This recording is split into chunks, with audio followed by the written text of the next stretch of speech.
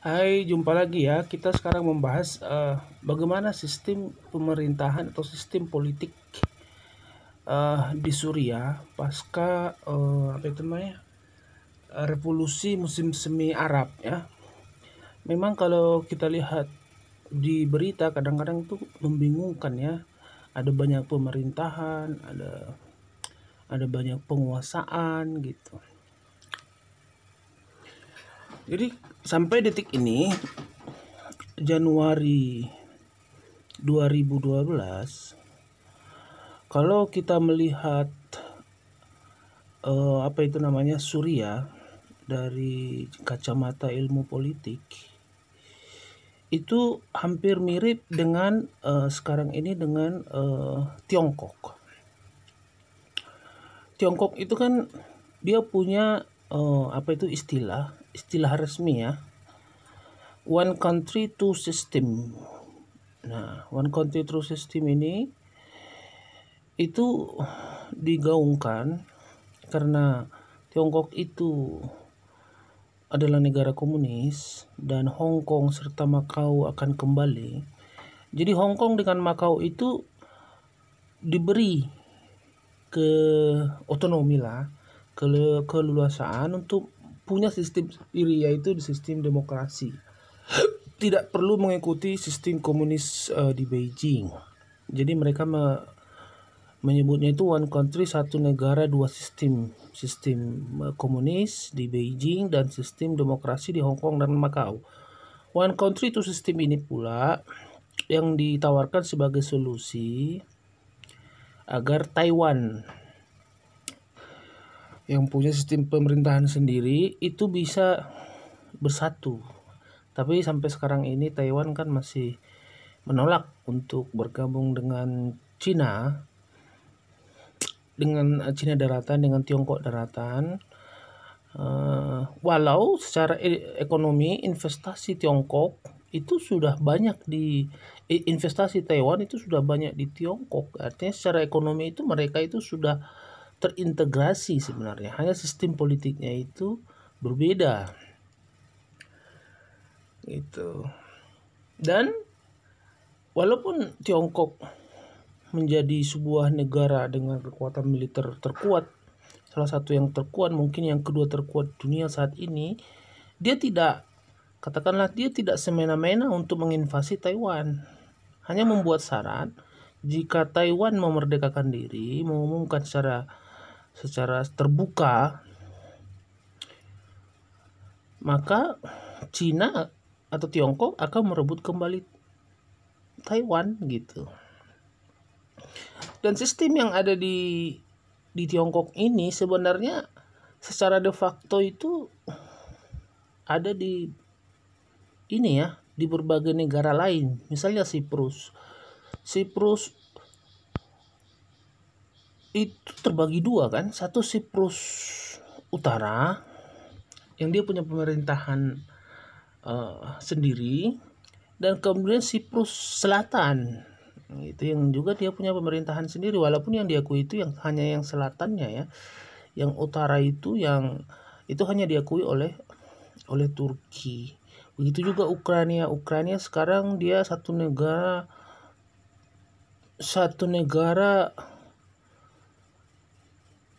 bisa dibilang satu negara tiga pemerintahan. Jadi bukan hanya satu negara berapa sistem, tapi tiga pemerintahan. Satu yang di Kiev, satu lagi yang di Lugansk, satu lagi yang di Donetsk.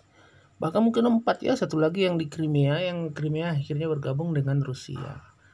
Begitu juga Georgia ya, juga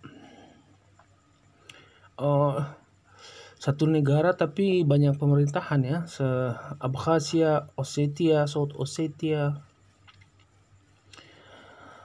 Jadi mereka status quo-nya itu bisa dibilang terpisah, tetapi secara internasional mereka diakui tetap satu, sama kayak Azerbaijan. Di dalamnya itu kan ada negara atau yang mengaku negara Nagorno Karabakh itu ya. atau negara Republik Artsakh, tapi dunia mengakui tetap Azerbaijan gitu. Cuma Artsakh itu hanya bahkan tidak ada yang mengakui, bahkan Armenia pun tidak mengakuinya gitu. Tapi mereka punya sistem pemerintahan sendiri. Amerika Serikat pun, kalau seandainya ada yang pernah belajar ilmu politiknya Amerika Serikat, itu mereka punya 3 level atau mungkin lebih ya, 3 level pemerintahan, sistem negara. Jadi yang pada umumnya itu adalah yang bisa memilih, bisa dipilih. Kemudian ada wilayah Amerika seperti Hawaii, Guam dan lain-lain itu tidak punya hak yang sama dengan Amerika Serikat daratan. Mereka tidak bisa memilih dan tidak bisa dipilih gitu. Walaupun ada perwakilan mereka di Senat, tapi mereka itu tidak bisa memilih dan tidak bisa dipilih. Terus ada lagi overseas territory, ke pulau-pulau kecil di Pasifik itu.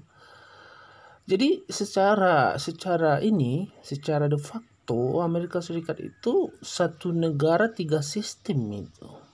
Walaupun mereka tidak menyebutnya seperti itu ya. Hanya dibuat ada undang-undang yang berlaku untuk semua untuk Amerika saja. Ada yang untuk Amerika yang di daratan, ada yang undang-undang yang berlaku untuk Hawaii saja. Terus ada yang undang-undang yang berlaku untuk overseas territories gitu. Indonesia kan sebenarnya begitu kan. Ada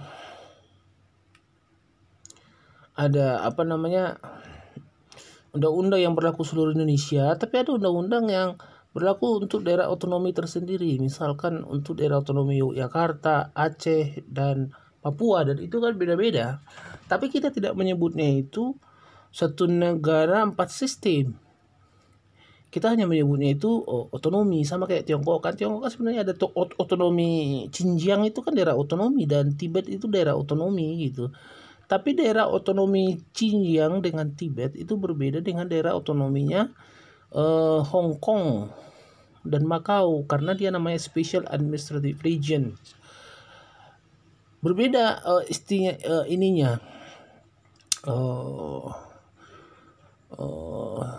sistemnya. Jadi di Uighur itu yang memerintah tetap Partai Komunis, di Uighur, di Xinjiang Partai Komunis, tapi Partai Komunis yang di Xinjiang itu mempunyai keistimewaan otonomi. Nah, sementara di Hong Kong dan Macau yang memerintah itu bukan Partai Komunis gitu. Adalah partai lokal di sana. Nah, kalau di Syria sekarang itu bisa dibilang itu itu mirip Cina juga, mirip Amerika, dan bisa dibilang mirip Indonesia juga karena ada beberapa daerah otonomi, misalnya tanda kutip ya. Baik itu otonomi yang diakui maupun otonomi yang diklaim sendiri. Jadi selain pemerintahan Assad sekarang yang menguasai sekitar 60% wilayah Suriah sekarang, itu ada pemerintahan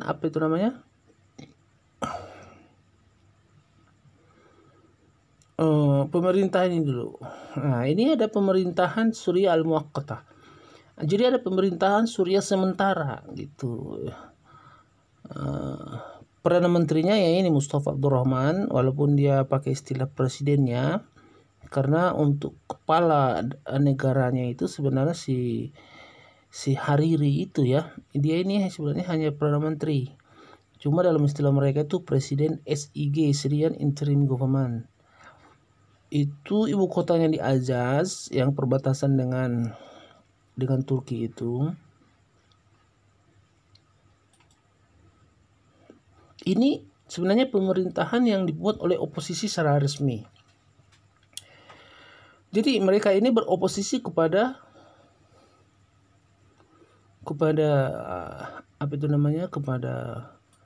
Assad di Damaskus gitu. Akan tetapi itu posisi mereka ini sebagai oposisi itu tidak diterima oleh orang-orang yang berada di Idlib. Di Idlib mereka kemudian membentuk pemerintahan sendiri yang namanya Hukumatul Inqadh As-Suriah, Salvation Government, atau pemerintahan penyelamat gitu. Nah, ini tidak diakui dunia sebagai oposisi. Nah, kalau ini kan diakui oleh dunia sebagai oposisi, bahkan mereka punya kedutaan di Qatar ya. Jadi Qatar mengakui SIG inilah pemerintahan resmi Suriah pasca revolusi Muslim Semi. Tapi hanya Qatar ya. Geir Pedersen, utusan khusus PBB untuk Suriah, itu selalu itu sekarang ini sedang menggodok sebuah undang-undang yang 50%-nya utusan pemerintah, 50% lagi utusan oposisi. Utusan oposisi itu ditentukan oleh mereka ini yang SIG ini di Jenewa untuk membentuk atau merancang undang-undang baru yang bisa menyatukan semua semua pemerintahan yang ada di Suriah. Uniknya di antara 4 pemerintahan yang secara de facto berdiri, itu SIG itu wilayahnya paling kecil ya, hanya di perbatasan dengan Turki itu. Mungkin penduduknya paling kecil juga, cuma karena mereka menggunakan lihat ini bendera revolusinya ya, dan mereka sudah diakui sebagai bagian dari perwakilan resmi saat Hariri sekarang presidennya ya, presiden Syrian National Council, Syrian National Coalition atau Council SNC. Kemudian pemerintahannya Hukumatul SIG, Syrian Interim Government. Nih, Syrian Interim Government ini. Kemudian yang di Idlib itu mempunyai pemerintahan sendiri, Hukumatul Inqadh As-Suriah. Ini Perdana Menteri ini, si Ali Keda ini. Tapi mereka ini tidak diakui oleh PBB sebagai pihak oposisi.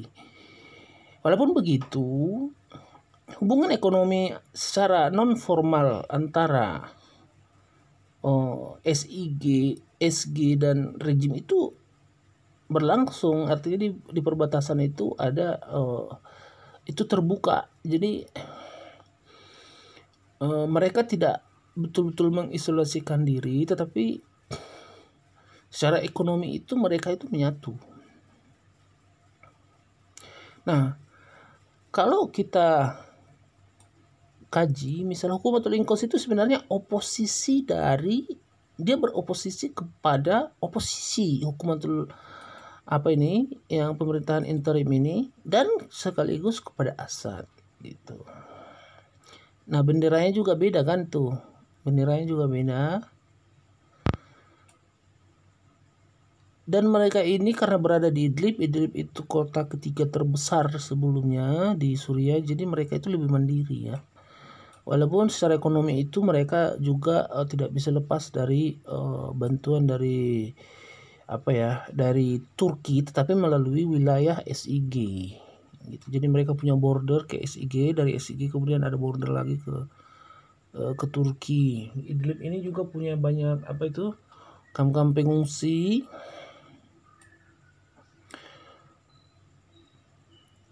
Itu.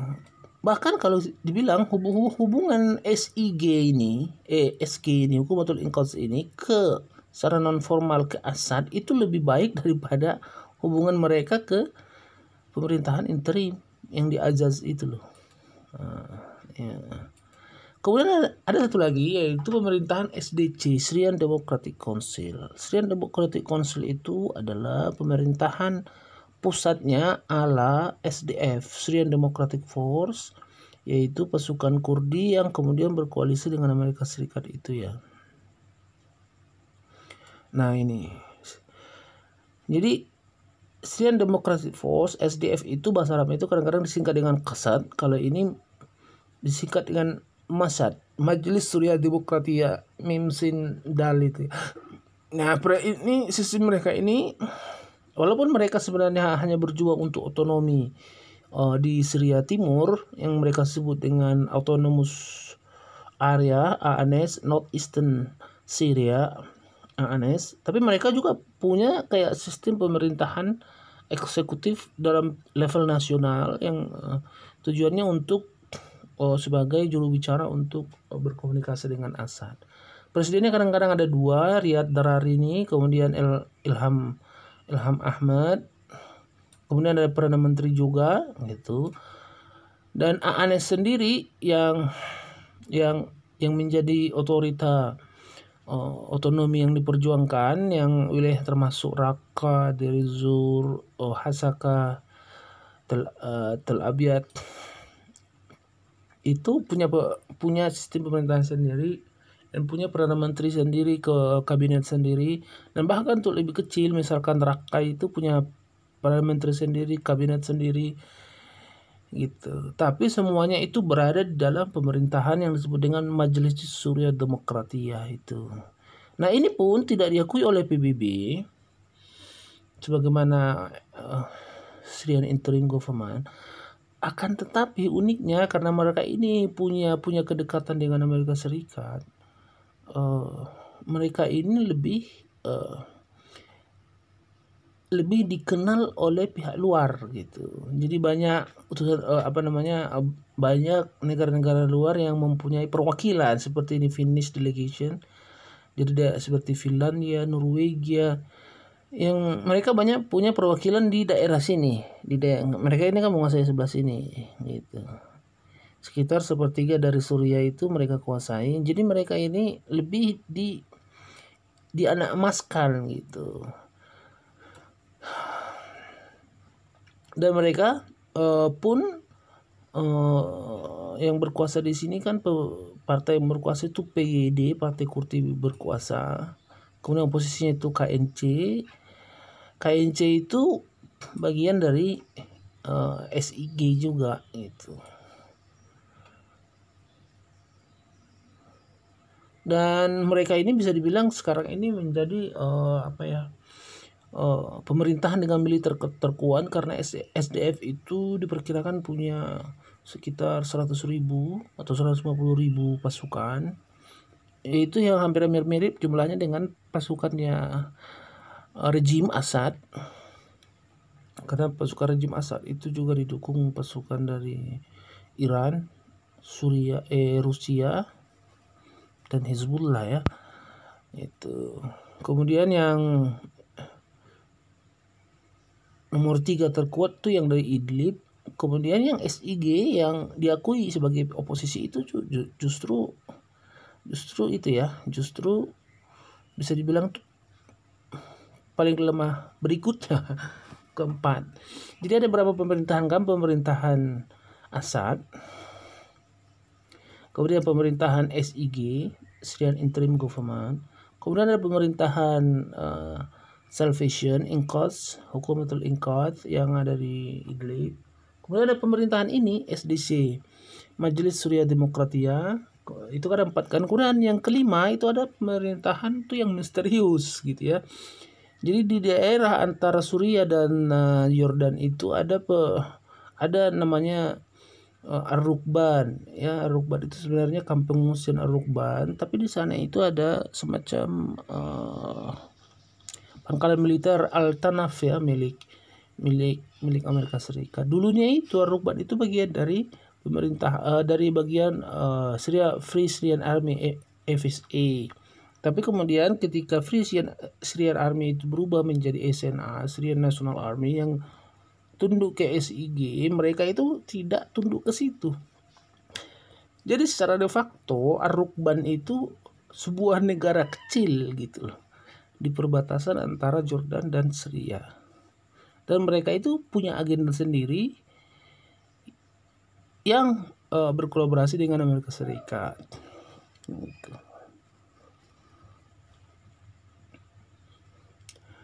Mirip dengan Masad ini, Majelis Syuriah Demokratiyah ini. Nah, kelompok yang menguasai di Ar-Rukban itu Maghawir Ath-Thawrah atau Revolutionary Force. pimpinannya itu Muhammad Tala. Ini Muhammad Tala ini ya. Nah, ini Muhammad Tala. Kemudian ya seperti kita tahu ya, di jalan juga ada ISIS ya, sisa-sisa ISIS di daerah-daerah apa itu, tapi bisa dibilang tuh daerah ISIS itu hanya, jadi daerah Idlib dia kan memang kalau kalau kita ambil bahwa syarat-syarat mendirikan negara itu harus ada wilayah, harus ada rakyat, harus ada pengakuan. Itu hampir yang keempat itu hampir punya semua, termasuk Ar-Rukban. Tapi daerah ISIS ini dia hanya padang pasir ya, yang kadang-kadang bisa dikuasai pasukan Suriah, terus pasukan Assad itu mundur, terus mereka balik lagi gitu. Jadi nggak ada yang tetap. Tapi ISIS itu kan tidak jelas ya, karena Amerika Serikat mengakui sebagai mereka yang membuat, kemudian ada yang Assad juga punya hubungan bisnis dengan mereka gitu, jadi kurang jelas itunya itu. Tapi posisinya ISIS sekarang di Suriah itu ya mirip-mirip seperti Ar-Rukban itu. Nah, pemerintahan Tiongkok itu sekarang itu sama kayak pemerintahan Damaskus sekarang itu, Beijing itu gitu loh. Sementara Taiwan, Hong Kong, Macau itu ya sama-sama itu mirip seperti khususnya Taiwan ya, itu mirip seperti SG itu dengan SDC-nya gitu. Sementara Hong Kong, Macau itu mirip seperti AANS-nya itu ya, Autonomous Administration-nya Kurdi itu. Dan fenomena yang sama juga terjadi di Yaman. Di Yaman itu juga ada pemerintahan penyelamat, itu yang di sana. Kemudian ada pemerintahan yang diakui PBB, itu yang di Aden itu ya. Kemudian ada daerah otonomi atau Sultan Yaman gitu. Itu daerah yang berkuasa di Aden, tapi akhirnya sekarang ini belakangan mereka punya kesepakatan dengan pemerintahan yang diakui yang di Aden itu. Begitu juga di Libya. Di Libya juga ada 3 ya, tapi yang paling besar itu ada 2 ya, yaitu GNA di Libya, di Tripoli, kemudian LNA yang juga dia punya pemerintahan sendiri di Tobruk. Kemudian ada pemerintahan kabilah-kabilah di Libya Selatan, yang pemerintahan Libya Selatan itu tergantung. Misalkan kalau yang Tobruk ngasih duit, mereka kemudian lebih tunduk ke Tobruk. Kemudian kalau si Tripoli ngasih dana, mereka tunduk ke sana gitu. Tapi sampai saat ini proses perdamaian antara Tripoli dan Tobruk itu sedang digagas ya, sedang dilakukan di belakang layar antara 5 jenderal dari JNE, 5 jenderal dari LNE untuk membentuk sebuah pemerintahan bersama. Cuma sampai sekarang belum tercipta. Ya jadi gitu. Jadi secara ilmu politik sebenarnya Suriah itu bukan aneh ya, bukan aneh. Artinya apa yang terjadi di Suriah itu juga sebelumnya terjadi di tempat lain gitu ya. Khususnya di Tiongkok.